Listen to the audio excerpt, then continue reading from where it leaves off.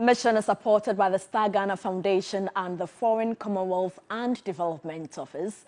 Pupils of Awunakope, an island community in the East Gonja municipality of the Savannah region, are dropping out of school to engage in fishing because there's no classroom for them.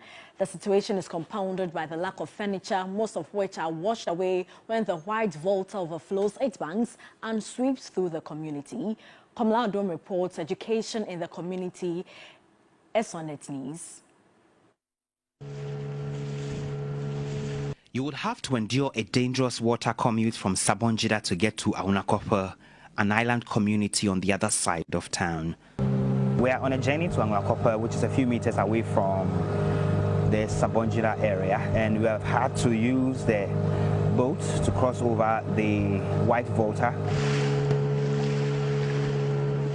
On the water body, you would find children either returning from fishing or now headed out for fishing.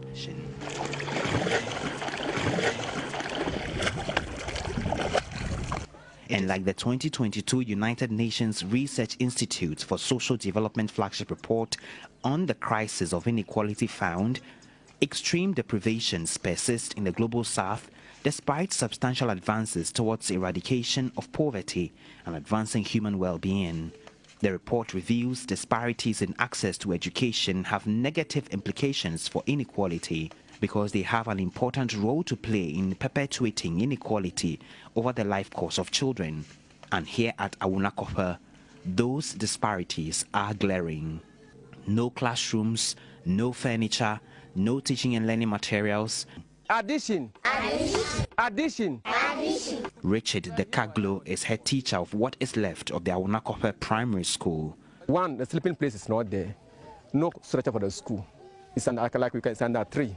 The owner of the house come now, has to move to a different place again. The school was formerly in the water, as you can see the building in the water. And they moved to this place. He laments lack of an accommodation facility makes an already tough job even more cumbersome. Because of the accommodation and the school structure, as like you see, if the place is conducive for the people, they will come and stay here. No place for them to sleep. Grace Awunakese, a teenager in class 2, has quit the school because of lack of teachers and a proper structure.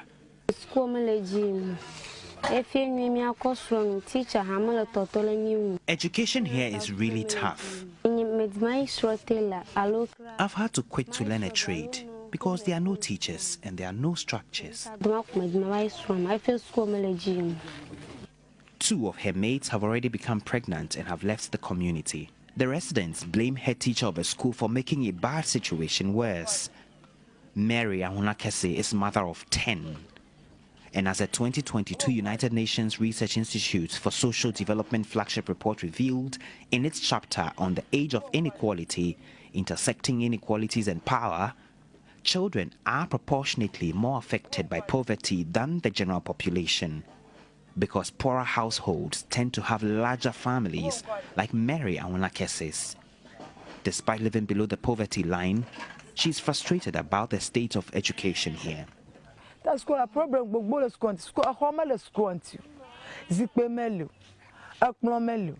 no classroom, no furniture, no books, no teachers. Her 6-month-old twin children are sick, but how to get to the nearest health facility, a 3.5-hour journey by boat, is a struggle. Away from her household, a member of the Awunakope Parent-Teacher Association, Raymond Gumashi, has a bad testimonial about the head teacher. We do not know what actually is going on, so the community, the elders call him and ask. Or when they said, so tomorrow we have meeting at Salaga, they call us at Bau, so a lot of things. So that's what he has been doing. For the 2017, he tried his best, but from 2018-19 to date, we have not seen anything like that. School Management Committee Chairman Geshen Apado says despite all their appeals for decent school structures and furniture, there have been no results.